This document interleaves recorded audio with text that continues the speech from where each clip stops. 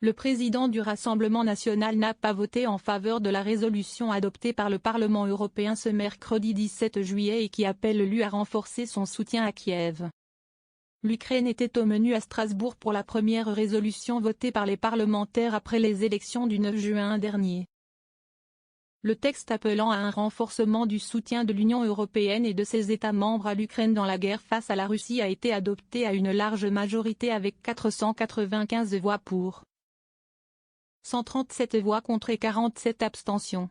Parmi la minorité d'eurodéputés qui ont voté contre cette résolution figure Jordan Bardella, élu président du nouveau groupe d'extrême droite Patriotes pour l'Europe, qui rassemble notamment les eurodéputés du Rassemblement national, les députés hongrois du Fidesz de Viktor Orban et les élus espagnols de Vox. Le président du RN a pris la parole pour justifier son refus de soutenir le texte.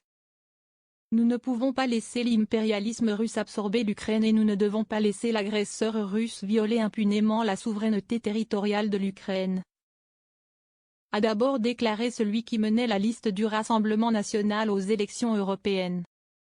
Une résolution qui pose problème.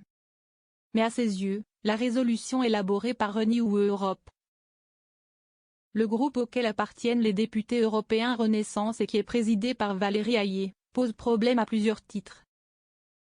À commencer par le fait que chaque État membre de l'UE devrait consacrer 0,25% de son PIB par an au soutien à l'Ukraine, ce qui équivaut pour la France à 7 milliards d'euros par an.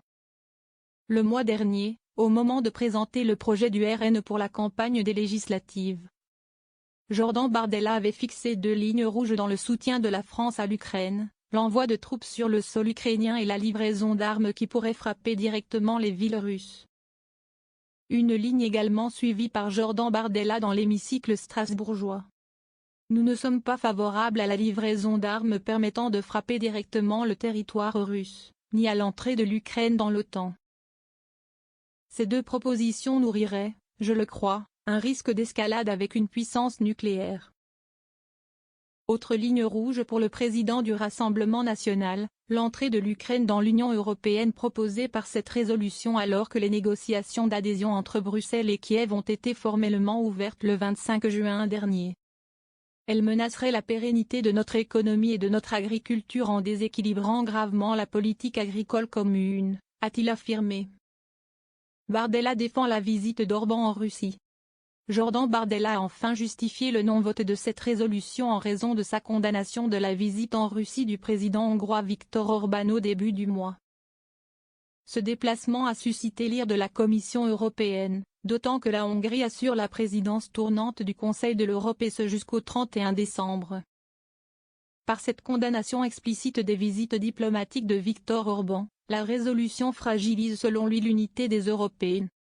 Pour Jordan Bardella, on ne peut pas accuser la Hongrie, partenaire fiable de l'Alliance atlantique, de vouloir maintenir ouverts les canaux de discussion.